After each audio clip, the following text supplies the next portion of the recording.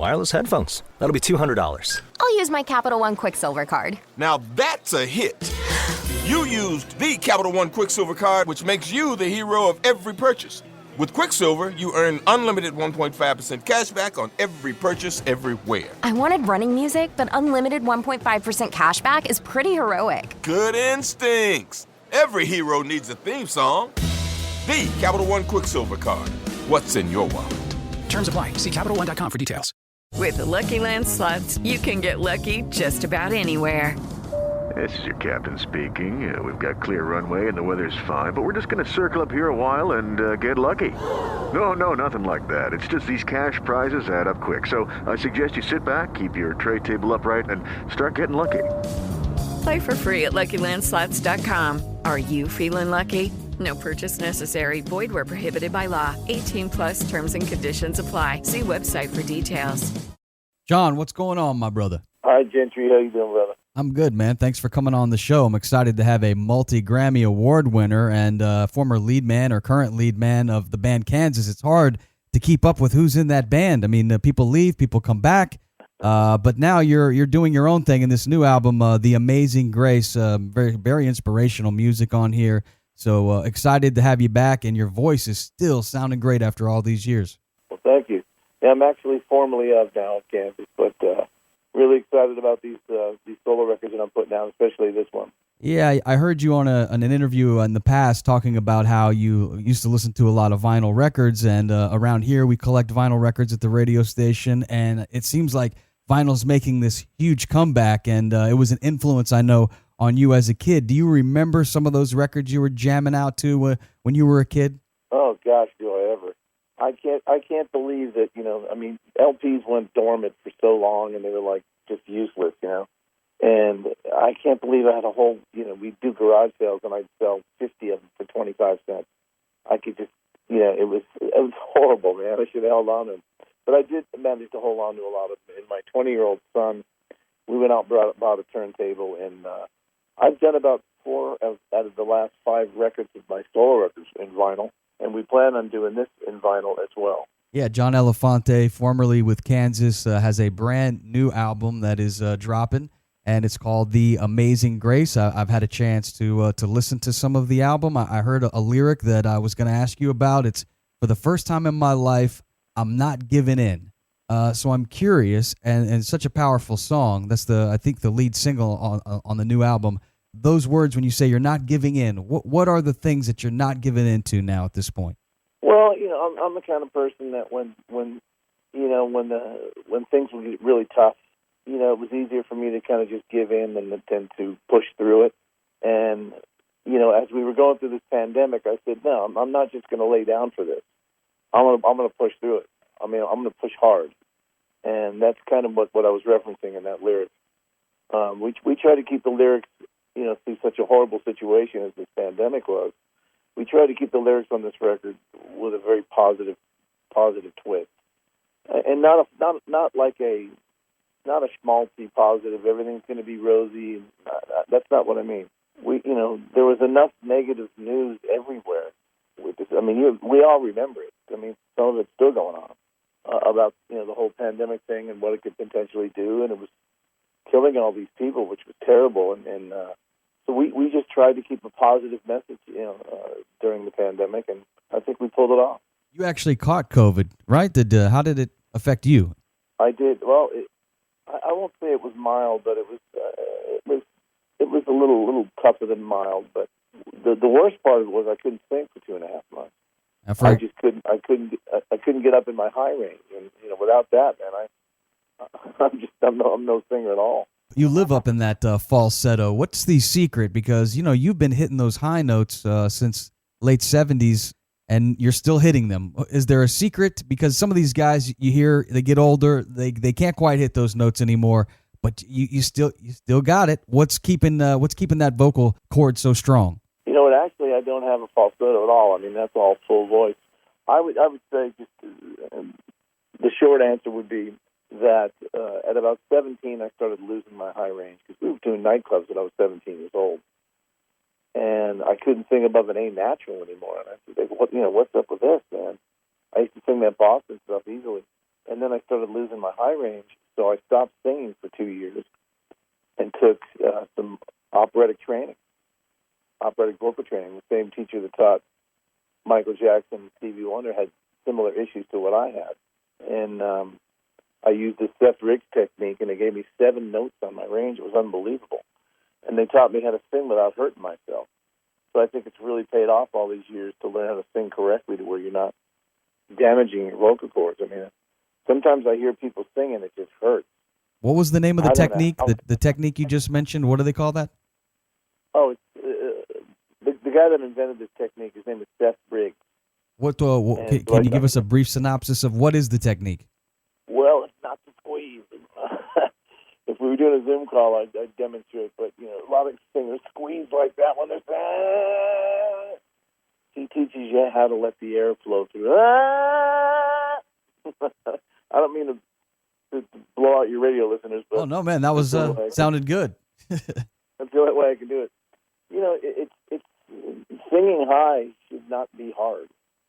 It should if the air is flowing correctly through your vocal cords. I don't mean to give it a vocal lesson here, but if it's flowing correctly, I mean, it should resonate even more and sound even better.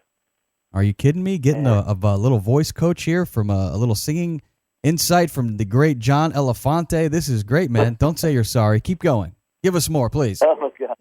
Well, that's pretty much it. I mean, it's like I said, I gained 6 or 7 notes on my range. And at first, it was really strange. It's like, I can't sing like that. You don't sing from your gut, you sing from your face. I know that sounds weird, but that's part of the Seth Riggs technique. John Elafante, our guest here, with a new album. It's called The Amazing Grace, and it's available. When is the album dropping? It's this week, right? 22nd. And you'll be able to get it, be streaming everywhere. And you also, I think, just mentioned that you're going to have a vinyl version of it come out at some point as well? Yeah, the problem with vinyl these days is it takes so long to get on the docket to even. I mean, they're so backed up. I'm hearing it's taken 6 to 7 months to even, submit. So, I don't think the vinyl will be out for another, I'm going to say at least 5 to 6 months. Well, we'll get our hands on that digital copy, The Amazing Grace. How do you define your version of The Amazing Grace? Because you said this isn't really exactly Amazing Grace, which is the hymn we're all familiar with. But right. How do you define your version of The Amazing Grace? Well, first of all, it's the title track on the record. But to define how I see The Amazing Grace, there's so many times in life where we worry about things and these big things are in front of us that we have to face every day, and a lot of us are served up grace to get through it. And I think just grace is an amazing thing. I mean, when you forgive a friend, when a friend forgives me, when I help somebody helps me, that's all great. And, the way I see it, it's grace from God. And I just think it's a wonderful thing. You can't see or touch it, but it's grace is a wonderful gesture, and I'm so glad it's around. It is amazing. It's very amazing. I see situations of people giving and getting grace in my life that were just unbelievable. Well, when you got the lead gig at with the band Kansas, they were really popular. They had a couple albums that had some hit singles on them, and from what I understand, you didn't feel as though you were very graceful during the audition. You were nervous. You were young, and you didn't really have the confidence. But it's a great story. I've heard you tell it, but I don't know that all of our audience has heard the story. So if you could go back to that day, I think it was 81, and Kansas is a big band, one of the biggest bands in the country at the time. And all of a sudden, John Elafante, our guest, has his shot to maybe be the lead guy. And how did it go down? Well, there's a lot of backstory before that would take too much time to explain. But I think one of the most important things was they wanted me to go in the studio and sing one of the songs from the new record. I forget what song it was now, but the band wasn't there. It was over the Christmas holiday. So it was only me. My brother was there with me for support, and Bud Carr, the manager, and Ken. Hello, it is Ryan, and we could all use an extra bright spot in our day, couldn't we? Just to make up for things like sitting in traffic, doing the dishes, counting your steps, all the mundane stuff. That is why I'm such a big fan of Chumba Casino. Chumba Casino has all your favorite social casino-style games that you can play for free anytime, anywhere with daily bonuses. That should brighten your day a little. Actually, a lot. So sign up now at ChumbaCasino.com. That's ChumbaCasino.com. No purchase necessary. VGW Group. Void where prohibited by law. See terms and conditions. 18+. Scott, better known as a producer of David Bowie, Supertramp, Beatles. I mean, I was pretty intimidated, to say the least. Here's this little snot-nosed kid from Long Beach, California, walking into the studio with a heavyweight like Ken Scott, roll tape, and my knees were shaking. I'm serious. I could feel my knees were shaking, and I mean, my voice was very quivery. And I thought, man, I really blew this one good. So I think I sang a song and a half, and they said, that's cool, we got it. Come on in. We had a little small talk in the studio. And, all right, man, we appreciate it. I pretty much thought it was over then. That, what they just heard was not going to cut it. And I got in the car with my brother, and he said, you got the gig, bro. I said, what are you talking about, man? That was a horrible performance. He said, they knew you were nervous, man. They knew you were nervous, but your voice fit perfectly with that music. It was like, it was a marriage. It was meant to be. You got the gig. Start packing your bag. This is exactly what he told me. Start packing your bag. And a few weeks after that, or maybe longer, I went to rehearse with the band in Atlanta. I still hadn't gotten the gig, but that's when I got to meet all the guys at the band. And they didn't want to work on any of their material. They wanted to work on my material. So we were working up a song called "It's Time We Face It," and those guys had already rehearsed it and kind of made it. It inherently had that Kansas sound, of course. And I'll never forget the first time I heard one of my songs, being played by the group Kansas. It was like this. It was an out-of-body experience, man. I mean, just hearing that with Robbie coming in with the violin and Kerry doing what he does on keyboards, and it was just magical. I know that you have a lot of admiration for Kerry Livgren. Of course, he feels like he is Kansas.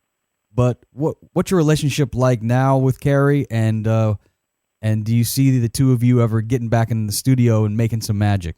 Well, have you heard of Kerry's Cantata record? Have you heard about that? I have not, no.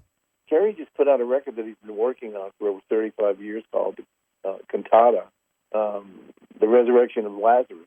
And incidentally, it's an incredible record, man.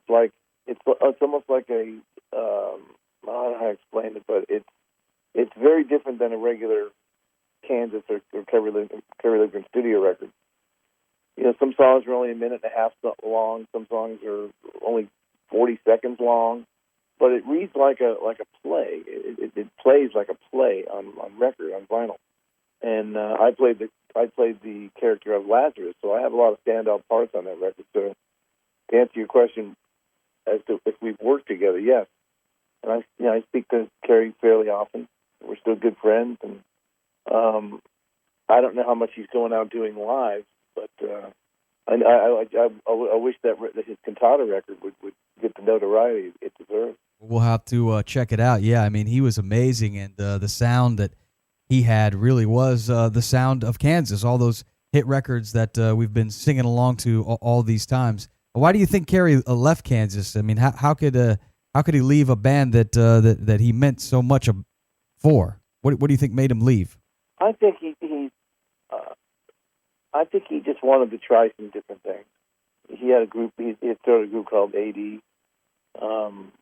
I think he was feeling a lot of pressure from at that time the record companies were wanting hits, and that's when MTV was coming on the scene, and Kerry felt like I don't want to just come up with these schmaltzy hits, man. I write what I write, and Kansas was getting a ton of pressure to come up with hits, and I think Kerry just got a little burned out on it.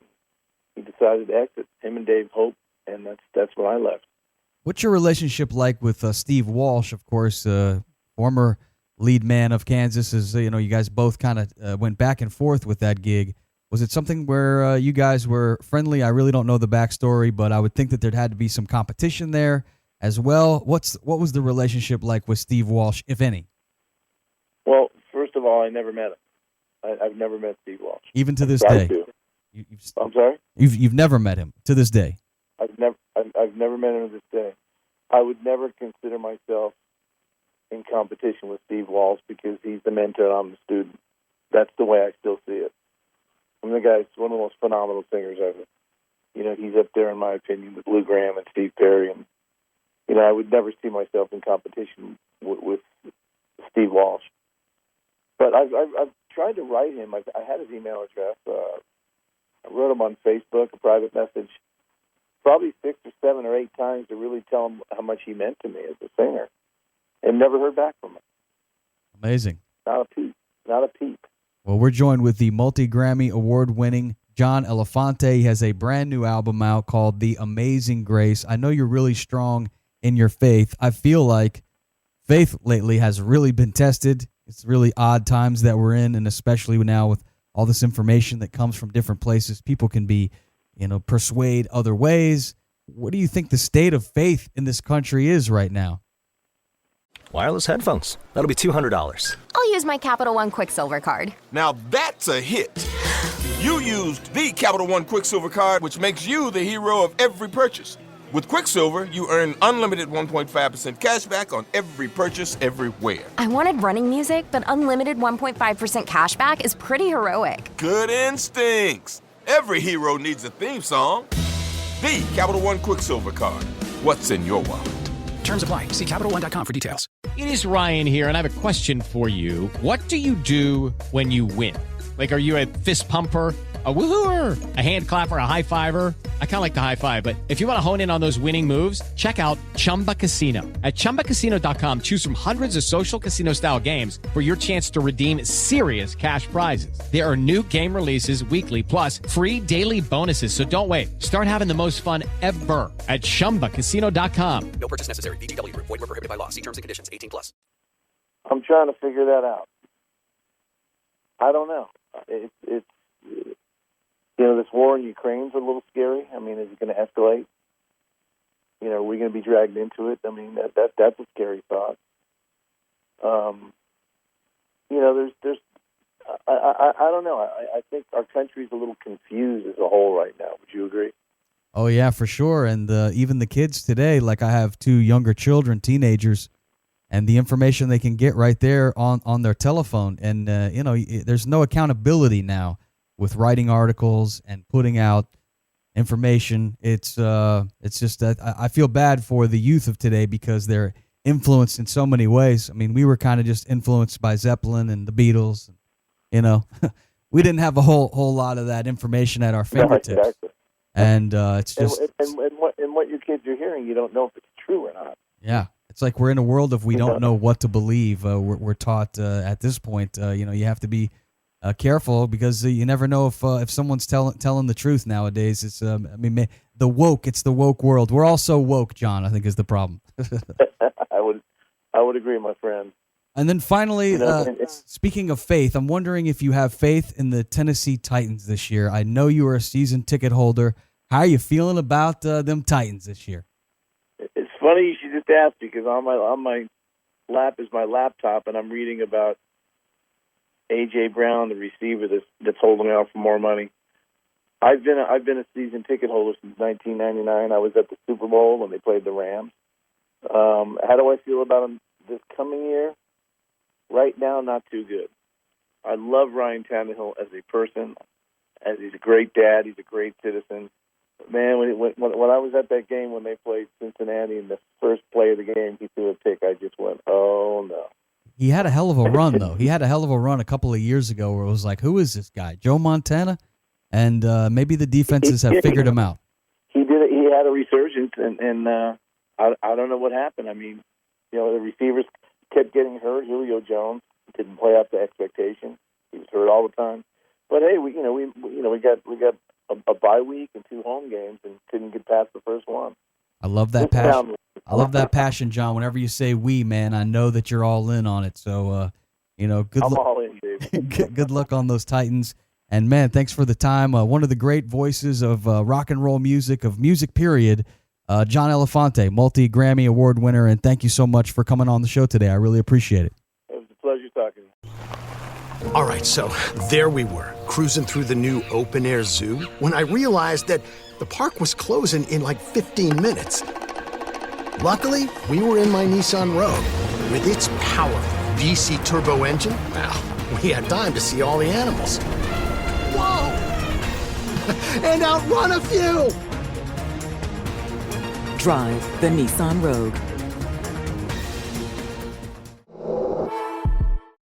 Judy was boring. Hello. Then Judy discovered ChumbaCasino.com. It's my little escape. Now Judy's the life of the party. Oh, baby, mama's bringing home the bacon. Whoa, take it easy, Judy. The Chumba life is for everybody. So go to ChumbaCasino.com and play over 100 casino-style games. Join today and play for free for your chance to redeem some serious prizes. ChumbaCasino.com. No purchase necessary. Void where prohibited by law. 18 plus terms and conditions apply. See website for details.